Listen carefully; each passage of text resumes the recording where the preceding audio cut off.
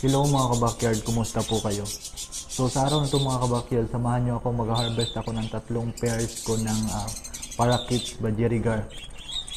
So unang tandaan natin mga kabakyard, pag once nag-harvest tayo ng mga kits sa ating alagang parakeet, dapat kaya na nilang mabuhay na hindi sila sinusubuan ng kanilang parents o di kaya kaya na nilang kumain ng seeds. So pag once kaya nilang kumain ng seeds mga kabakyard, so it means pwede natin silang iwalay o i-harvest sa kanilang mga magulang na bumubuhay sa kanila. So ang parents po nito kabakyard is yung cobalt blue at saka itong 5 na yellow. Ayan po sa taas. Ayan po yung parents mga kabakyard. Lapit natin. Ayan po yung parents mga kabakyard. Tsaka may inakay na po silang pasilip-silip sa nest box mga kabakyard. Tao po.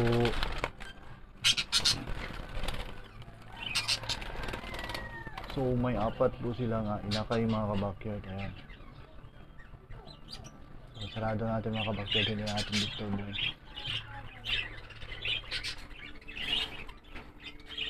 So ang i-harvest natin ngayon kabakyard is itong rainbow material ko na parakeets. So sakto na po sila for harvest mga kabakyard dahil malakas na pong kumain ng seeds ang mga kids nila. So ayan po ang dalawa sa taas, saka 5 to sila kabakyard. Ang isa ito medyo hindi pa kumpleto yung mga pakpak niya o balahibo dahil ito yung huling napisa siguro sa itlog mga kabakyard. So kunin natin mga kabakyard.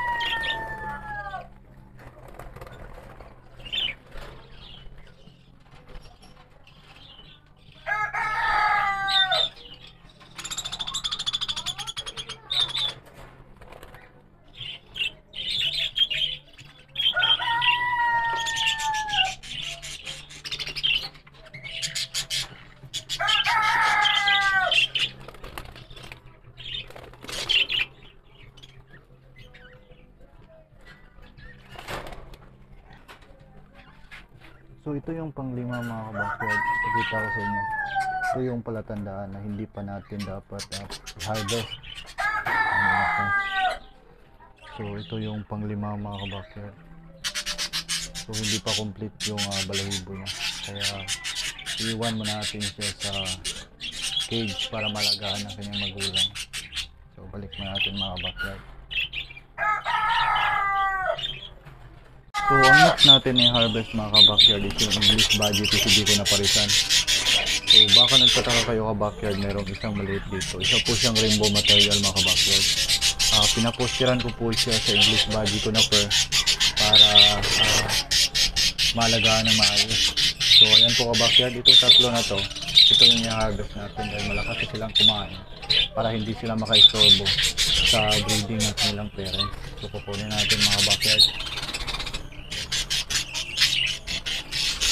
Ayan po yung mga kabakyard.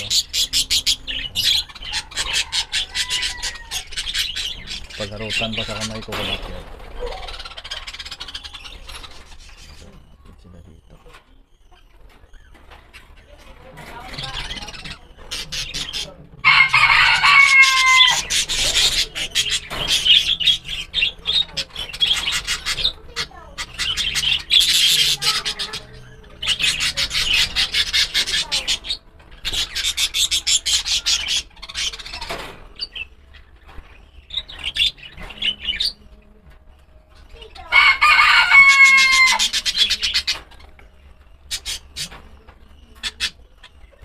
So ayan mga kabakyard, nakuha natin yung 3.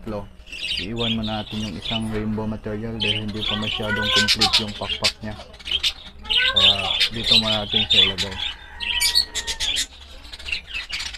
So proceed tayo dito sa next ko na parisan mga kabakyard.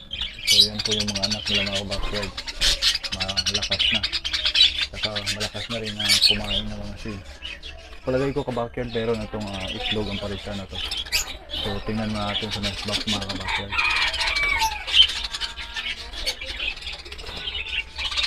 Oh, may 2 na palang itlog mga kabakyard. So need na talaga natin ilipat ang mga painakay na to para hindi nila maistorbo yung pag-iitlog ng kanilang parents mga kabakyard. So mayroon po akong pinaposteran dito mga ka-backyard na isang English Badgie. Ayan po siya, yung malaki. Ang pair na ito mga ka-backyard is maganda po silang mag-alaga ng mga kids nila o yung mga anak na parakeets. So mayroon po siyang 5 anak na lahat ay mga yellow. Saka mayroon din siyang inalagaan na isang English Badgie. So kukunin na natin mga ka-backyard para malipat na natin sila.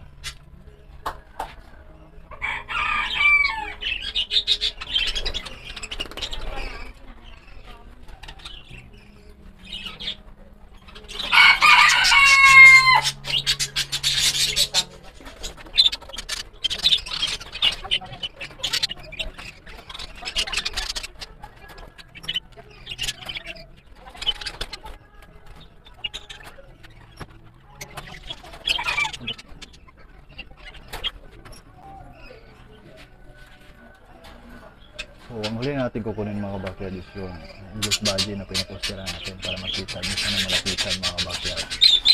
So, ito po siya mga ka-backyard. Ganda. So, lagay natin sila dito mga ka-backyard. Sa labas. So, ito po yung lahat ng harvest natin mga ka-backyard sa munting ibunan natin. Ayan. Meron po tayong 4 na English Badgie, 4 na rainbow, at saka 6 na mga yellow na parakeets. So dito natin sila ilalagay mga backyard. Dito sa plate cage ko na to para makalipad sila ng maayos at hindi nila maistorbo yung mga magulang nila na nag-itlog. At ang 4 ko naman na English Badgie mga backyard, hindi ko sila isasali sa rainbow material at saka yellow ko na parakeets dahil masyado silang malalaki. So dito ko sila ilalagay ka-backyard sa plain cage ng aking mga cockatiel at saka yung mga adult ko na English Badgie. So ito po sila mga backyard. So una kong ipinasok sa loob yung Tisby white ko na harvest. So ayan, nandyan na po siya sa loob.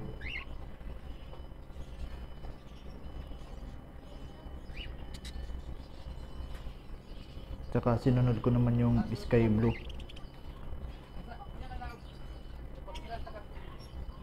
Tsaka itong dalawa na to ang natitira.